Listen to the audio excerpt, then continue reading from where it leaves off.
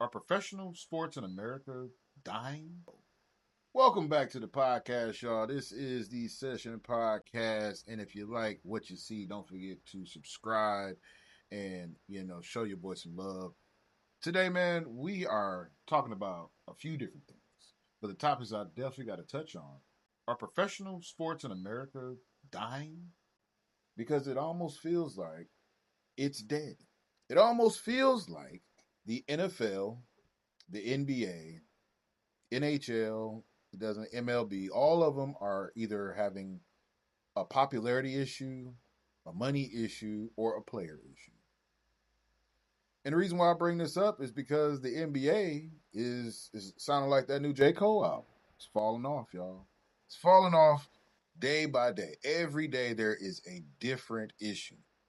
Either we have injury problems by the star players, we have a all-star game, an all-star weekend is just so lackluster that fans are calling out everything from the performances all the way down to the city that they chose to be in. Like everything is just a pure negative for this past all-star weekend.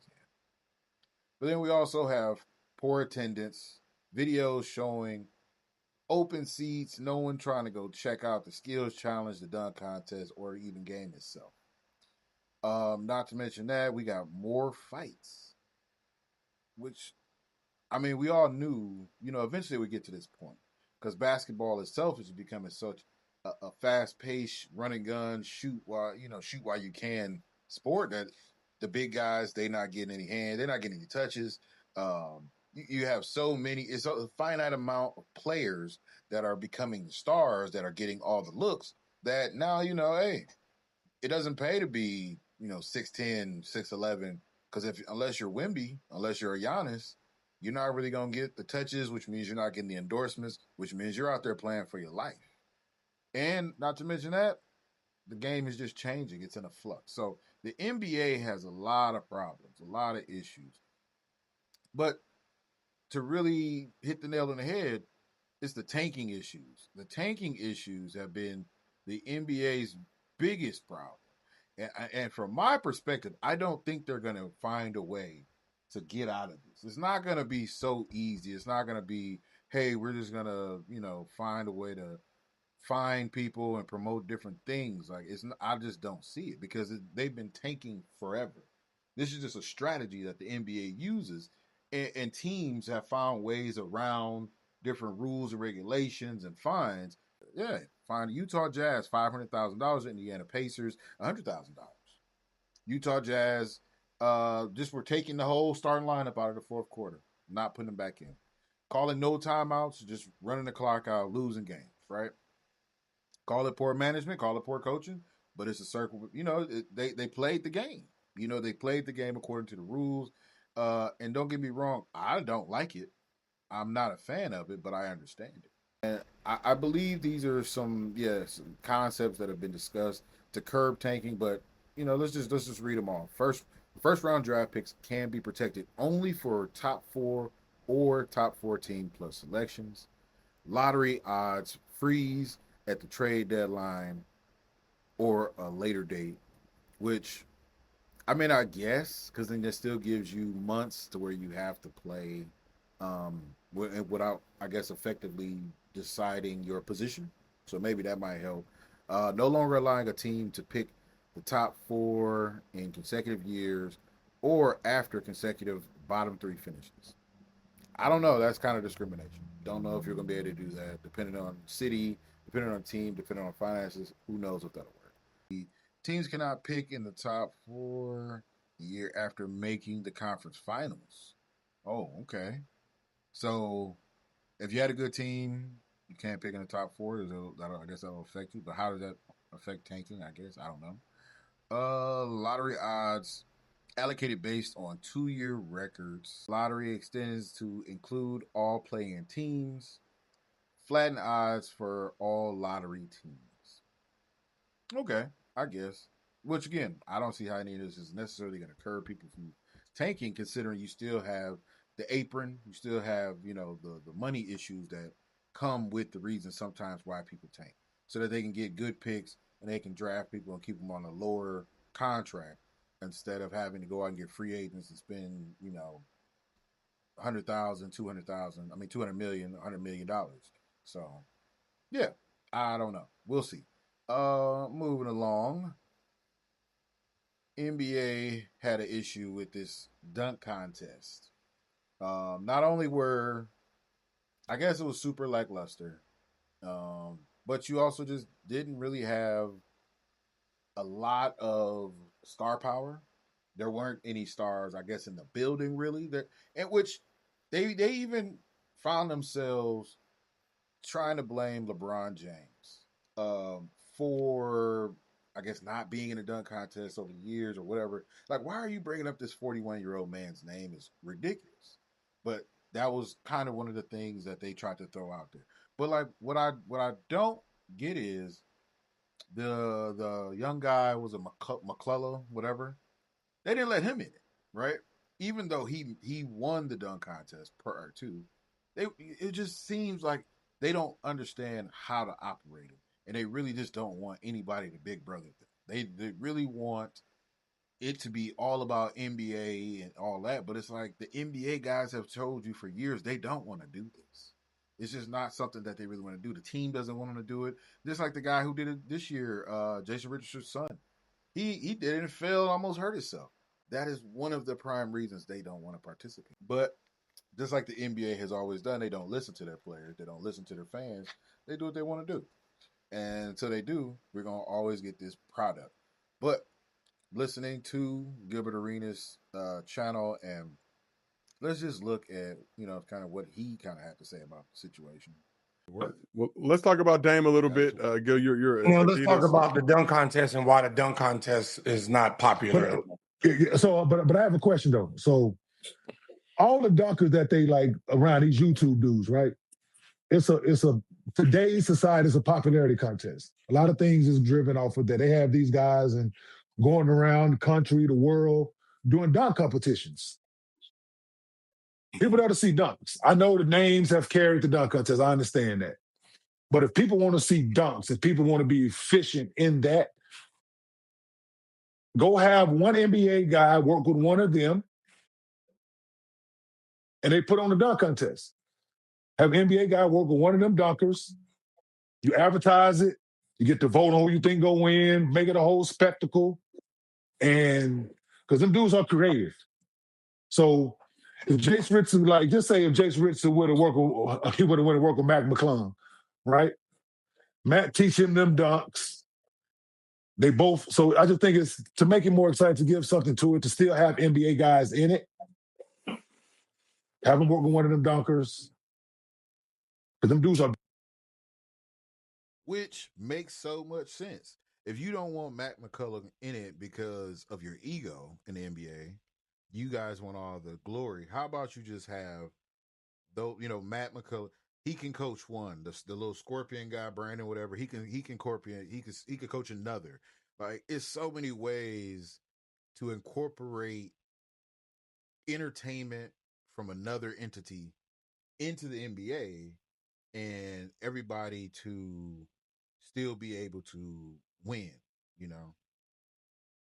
Very creative. Some of them do work with them. That's not been a problem. Bad narratives and voting has always been a problem with the dunk contest. If you want to blame somebody for messing up the dunk contest, then you blame Michael Jordan for being Michael Jordan. When he entered the dunk contest as a superstar. See, I think when people talk about, definitely have to give a shout out to that. You cannot say that it's the modern day players' fault for doing something that they started to save the NBA. Let's be clear. The NBA did not come up with the dunk contest just because they felt like they needed a dunk contest. They came up with a dunk contest because people weren't watching NBA games. As popular as they were trying to make Michael Jordan and Dominique Wilkins and Dr. J, they were not really that. It was not hitting like that. It was not hitting like that. They really did. One, because they were black. You know what I'm talking about? You talking about in the 70s and 80s, you have entertainment that was began as, kind of the middle. White guys played here, black guys played there. It's just like baseball. And then when they integrated, you just didn't have a fan base. And they were already calling the NBA full of drug addicts and drunks and gangsters because they weren't making a lot of money, right? That it had to be something of a lure to bring people in. And that's when they came up with the All-Star Weekend. That's when they came up with the dunk contest, all that stuff. Like, to remind you, they didn't have skills challenge. They had a 3-point contest and I think just the dunk contest. And then they played the All-Star game. Well, yeah, rookie sophomore game. It was this whole lot of different versions of the All-Star game or All-Star weekend has happened, but it wasn't always what it is now. And I think we got away from that and realized how much money was being spent at these All-Star events. And now it's become such a thing. It's just like a convention weekend or biker weekend or Sturgis. Like that, it's so much money behind it. We forgot that there was skill involved, that there were entertainment, factors involved for this to make sense. So the reality is the NBA has to kind of get back to that in the grassroots of things and understand that it ain't what it used to be, man. It just ain't what it used to be. And blame it on Michael Jordan because he was the one who saved the NBA. He created this basis for that. Not saying it's his negative. He did what he was supposed to do, right? But you fed into something that could not mature. It can't turn into anything else. Let's see what Gil has to say. Me and you are freshly watching this. I have never watched this right here, but I just felt like maybe it was a good review of what they had to say. Names in the dunk contest, right? Who you are when you entered the dunk contest. So when Michael Jordan was in the dunk contest, who was he at that time? He was a 3-time All-Star, 2-time All-NBA, a scoring champ, and a runner-up to an MVP because it's February, right? When he won that dunk contest. So, and he ended up winning MVP and all that at the end of the year, right? So that's what entered the dunk contest. Dominique Wilkins, his last dunk contest, he's a 4-time All-NBA champ. He's a 5-time All-Star. He's a scoring champ and a runner-up to MVP. Third place, the third best dunker with the name was Dwight Howard, 3-time All-Star, 2-time All-NBA, and made the defense. Then you got Drexler, 2-time All-Star. Then you got Vince Carter, who's a Rookie of the Year and an All-Star, right? Those are the best players that enter the dunk contest during that time. What ends up happening is this. You go into the dunk contest, you throw the bitch off the backboard, between the legs backwards. And the motherfucker, somebody who can't dunk gives you a 45. Oh my God, that's a whole nother topic that really irks me. It's an Instagram personality, Trista Kicks. And I really liked her as a personality, because she was literally all over the place for a little bit this last summer. But like her observations of like who needs to be in the dunk contest. I'm not here for it because you can't dunk. You can't dunk. And that's the problem. We have a lot of people who can't dunk. Stephen A. Smith, how are you telling people what they should do? You can't do it. You can't do it. I'm never going to ask a Michelin star chef to change his recipe because I can't cook as well as him, fam. Not going to do it. I'm not going to ask somebody to do something that I can't do. Right? So it just is what it is. Like, I think that's bothersome. I think it's bothersome. I think it's selfish. I think it's dumb because you don't know what it takes to do it. And then when people get hurt, y'all be so unapologetic about it. Like, well, it comes with it. No, it doesn't. Because he didn't have to do it. But when you pressure somebody into doing it, then it's a problem. So, yes, my opinion is get rid of the requests for people to do the dunk contest if you are not a dunker, if you're not an athlete like that. Let's move on. Matter of fact, let's move on to the Bucks. Because of that, it's a perfect timing. Because I have to toot my own horn again. I have to say I was right. I was right. And it's okay to be right sometimes. Because when you're right, you're right. And when you're wrong, you're wrong. But I told you, Giannis didn't want to go nowhere. He just wanted change. He wanted something better. And he ended up getting it. And he ended up getting it in a very unlikely way. So let's look at the gift that the Bucks got in this man, Ousmane Dieng. Ousmane Dieng was a surprise pickup in the trade with the Oklahoma City Thunder. Which I don't think they were really using him all that because they have so much talent that they had some that was overflowing that they was willing to pawn off on us. And we're okay, we're here for it because they actually played last week and he got a chance to play against the Oklahoma City Thunder. Let's take a look at how he did. And this is courtesy of Moosey Hoops. Shout out to you, man. I appreciate the usage. I'm definitely gonna shoot you a shout out later on. Have to break down because what he does on the floor is insane. And in his most recent game, he played against his former team, dropped 19 points, got 6 assists, and also 4 insane blocks. So we're going to break down his scoring, playmaking, and how he gets those stops. There is one play that's absolutely ridiculous as well, so make sure you stick till the end because I gotta break it down for you guys. When we look at Ousmane Dieng, before he even played with the Bucks recently, he was used in the Thunder lineup, and you guys know the Thunder are absolutely stacked, so it's almost impossible to use Ousmane in a way that you want to use him. And while the Bucks have been using him in ridiculous ways, like sitting him in the corner, giving him handoffs, and after those handoffs, he can lob it up to a big man for the big man to dunk it. So you can see there's a lot more freedom for him on the offensive side of the floor so far. You could also use him in inbound plays. Over here, it looks like he's setting a screen for someone else, but that was just a bait because now he could run to that corner, grab it completely uncontested, and nail the three-pointer. You're not going to contest the guy because he's so lengthy. And see, I was telling y'all, we needed someone to replace that scoring of Chris Middleton that we lost. And the reason why they traded Drew in the first place, because they needed somebody who can score over lengthy players or in the paint. Everybody that they picked up was just not efficient at it, or they were injury prone or undersized.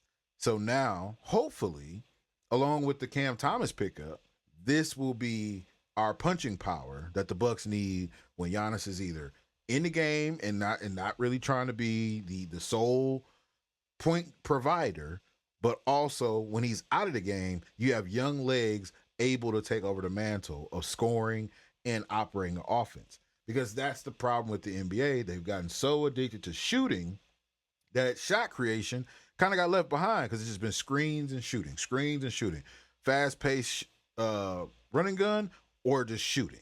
So this picking up this scorer, hopefully that will affect the offense because we're already kind of playing pickup ball with Doc Rivers. You know what I mean? He's just watching anyway. He's really not doing a coach's job of creating an offense around a player. He just out here. So he's watching the game with us, but hopefully now the players on the team can create and get a system going with multiple options instead of just the 2 or 3 options that we normally had.